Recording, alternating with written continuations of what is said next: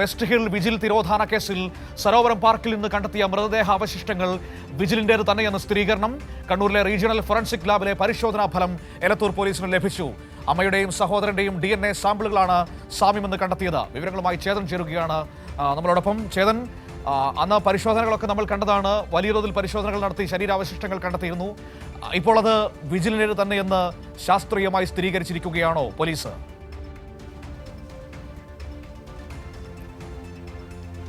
അതെ മനു, അങ്ങനെ തന്നെ വേണം നോക്കിക്കാണുവാൻ.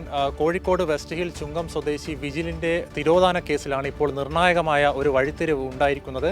കണ്ടെത്തിയ കോഴിക്കോട് സരോവരം പാർക്കിൽ നിന്ന് ലഭിച്ച ശരീരാവശിഷ്ടങ്ങൾ അത് വിജിലിൻ്റെ തന്നെ എന്ന് DNA ഫലം ഉറപ്പിക്കുകയാണ്.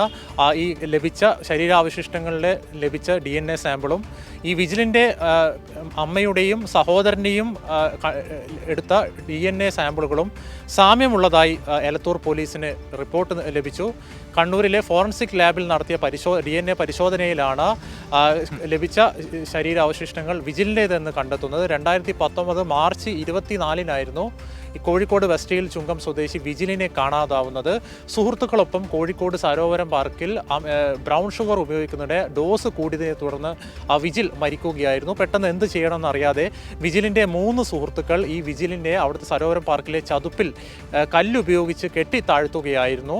ശേഷം രക്ഷപ്പെടുകയായിരുന്നു. തുടക്കത്തിൽ പോലീസ് കരുതിയത് വിജിൽ നാട് വിട്ടുപോയി എന്നതായിരുന്നു. സ്വാഭാവികമായും അത്തരത്തിൽ മാത്രമായിരുന്നു അന്ന് പോലീസ് അന്വേഷിച്ചത്. എന്നാൽ 6 വർഷമായി തങ്ങളുടെ മകൻ എവിടെ എന്ന ചോദ്യം നിരന്തരമായി മാതാപിതാക്കൾ പോലീസിനോട് പരാതിയായി ലഭിക്കുകയായിരുന്നു. പിന്നീടാണ് ഈ വർഷം ഫെബ്രുവരിയോടുകൂടി എലത്തൂർ പോലീസ് CI ആയ രഞ്ജിത്ത് ഈ കേസ് വീണ്ടും അന്വേഷിക്കുന്നത്. പ്രധാനമായും ഈ കേസിൽ ഇപ്പോൾ 3 പ്രതികളാണ് ഉള്ളത്, വിജിലിൻ്റെ സുഹൃത്തുക്കൾ. ഈ 3 പ്രതികളും അവർ പഠിച്ച് പറഞ്ഞതുപോലെയുള്ള മൊഴികളാണ് പോലീസിൻ്റെ സംശയം ബലപ്പെട്ടത്.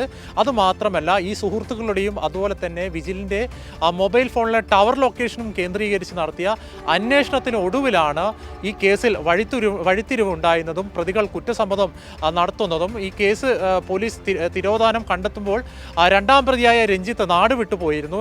തെലങ്കാനയിലെ ഖമ്മത്ത് വെച്ചാണ് ഈ 2ാം പ്രതിയായ രഞ്ജിത്ത് പോലീസിന് പിടിയിലാവുന്നത്. മറ്റു 2 പേരെയും ആദ്യം തന്നെ പോലീസ് പിടികൂടിയിരുന്നു. ഏതായാലും കേസിൽ ഇപ്പോൾ 3 പ്രതികളാണ്. ഇവർ ഇപ്പോൾ ജയിലിൽ കഴിയുകയാണ്. ഏതായാലും മനു, ഈ കേസിനെ സംബന്ധിച്ചിടത്തോളം വളരെ നിർണായകമായ കാണാമലയത്തേക്ക് പോയ ഒരു കേസാണ്. അതാണ് കേരള പോലീസ് അന്വേഷിച്ചത്. ഇപ്പോൾ അതിന്റെ സത്യം എന്താണ്, വസ്തുത എന്താണെന്ന് പുറത്തു കൊണ്ടുവന്നിരിക്കുന്നത്. പോലീസിന്റെ അന്വേഷണ മികവിന് ഒരു വലിയ സല്യൂട്ട് നൽകേണ്ടി വരും.